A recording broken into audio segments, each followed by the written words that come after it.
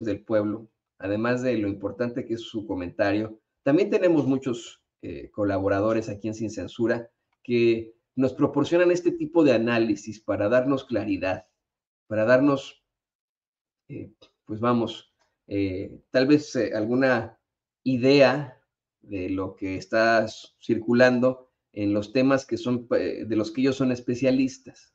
Por ejemplo, la licenciada Laura Ceballos Alcázar, usted la conoce, es especialista en derecho electoral y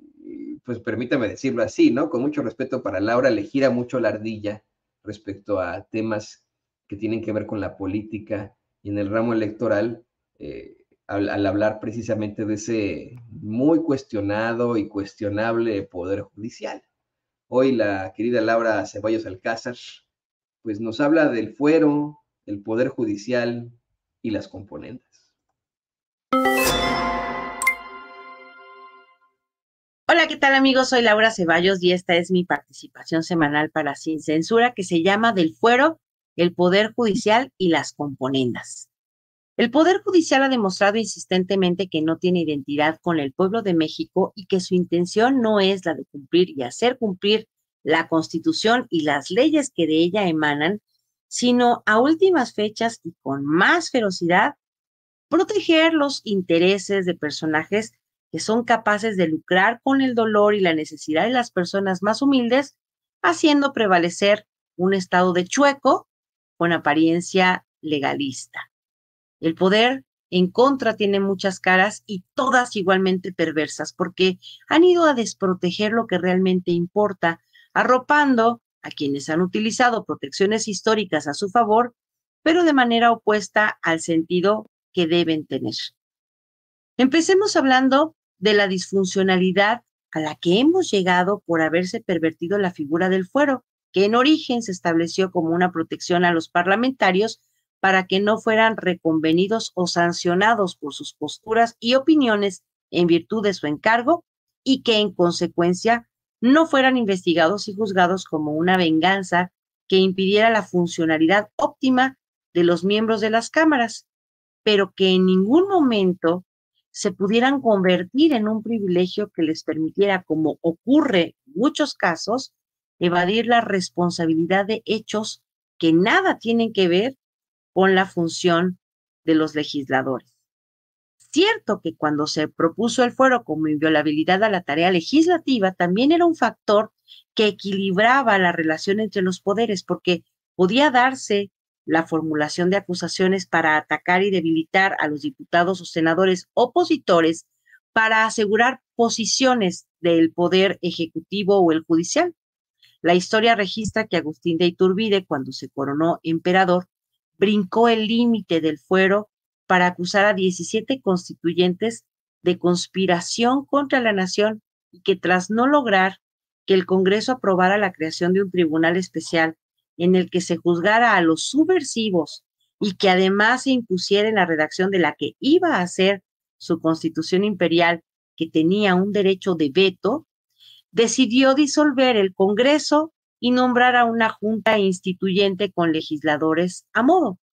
Afortunadamente, la Constitución de 1824 contempló el fuero y la inmunidad procesal hasta por 2 meses posteriores al fin del encargo, y esta redacción se transfirió a la de 1857, en la que además incluyó al presidente de la República por posible acusación de delitos de traición a la patria, violación expresa de la Constitución, ataque a la libertad electoral y delitos graves del orden común. Otro episodio en el que se vulneró la inmunidad legislativa ocurrió durante el huertismo, cuando Belisario Domínguez se pronunció en contra del ruin asesinato de Pino Suárez y Madero, y que finalmente fue motivo de su propio asesinato, y luego cuando el usurpador Huerta disolvió ambas cámaras del Congreso, ordenando la aprehensión de 84 legisladores y el cese del fuero, dejándolos a merced del Poder Judicial para que fueran juzgados por lo que quisiera configurarse. Con la Constitución de 1917 se restauró la protección a los legisladores para que, en virtud de su encargo, pudieran pronunciarse libremente sin temor a represalias judiciales o políticas de ningún tipo. Ahora bien, En 1982, este manto protector se extendió a otros funcionarios públicos y la redacción de los artículos 110 y 111 constitucionales señalaban que era competencia de la mayoría absoluta de la Cámara de Diputados el juicio de procedencia cuando se pusiera a su consideración el juicio penal en contra de diputados y senadores del Congreso de la Unión, los ministros de la Suprema Corte de Justicia de la Nación, los secretarios de despacho, los jefes de departamento administrativo, el jefe del departamento del Distrito Federal, el Procurador General de la República y el Procurador General de Justicia del Distrito Federal por la comisión de delitos durante el tiempo de su encargo. Aunque, preciso, en la reforma de 2014 se determinó por primera vez a los miembros de los organismos a los que las constituciones locales les otorgue autonomía, es decir, se extendió esta protección al procurador estatal y cuando se tratara de violaciones graves a la Constitución y a las leyes federales que de ella emanen, así como por el mal manejo de fondos y recursos federales. Y después, en la reforma de 2016, se señala que en este tipo de casos, la declaración de procedencia de la Cámara de Diputados se comunica a las legislaturas locales para que sean ellas las que en ejercicio de sus atribuciones procedan de la manera en que corresponde. Ya vimos la historia y ahora vamos a los hechos actuales. Desde esta reforma de 1982 y las subsecuentes, el fuero se ha convertido, por desgracia, en manto de impunidad con el que se ha protegido a funcionarios de todas las esferas mencionadas y de personajes de jerarquías federal, estatal o municipal, según se señalen las constituciones locales, a pesar de que dicha protección debiera servir en origen para proteger de posibles retaliaciones o actos de venganza a los funcionarios encargados, por ejemplo, de la Procuración de Justicia, y que desde luego son escenarios que pueden ocurrir cuando se lucha frontalmente en contra de la delincuencia organizada en aras de hacer imperar el orden. Nada más que aquí la cosa parece completamente cambiada. La situación se complica en este punto. El Procurador de Justicia de Morelos, desde su llegada, ha mostrado deficiencias, palabra muy elegante de la secretaria Luisa María Alcalde, para decir incapacidad y o complicidad en casos como el de Samir N., activista asesinado en febrero de 2019, el asesinato de 2 sindicalistas en una marcha en marzo de 2020, el feminicidio de Ariadna en 2022, el homicidio de 2 trabajadores del Instituto Nacional de Seguridad Pública en 2023 y decenas de casos que no han encontrado resolución ni pronta, ni expedita, ni justa en el estado de Morelos. Además, como profundizó la secretaria de Gobernación, omitiendo lo estipulado por la Constitución local y la Ley Orgánica de la Procuraduría General de Justicia del estado de Morelos, no presentó los exámenes de confianza al inicio de su gestión, sino años después, y cuando lo hizo, los reprobó. En 2020, la Fiscalía General de la República solicitó retirarle el fuero ante la probable comisión de hechos delictivos.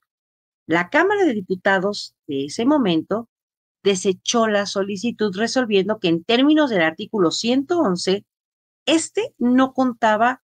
con dicha inmunidad. Pero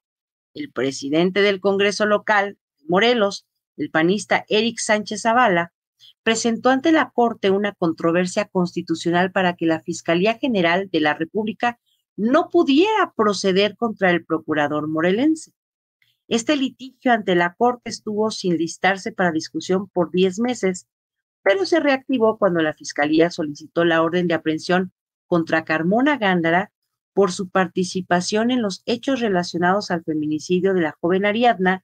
en la que resolvieron que el fiscal siempre sí tiene fuero en materia de delitos federales, pero que no sobre los delitos del ámbito local, lo que permite, de acuerdo con la Constitución del Estado, que se proceda en contra del procurador en este caso, sin que sea necesaria la declaratoria de procedencia emanada del Congreso ni federal ni del Estado de Morelos.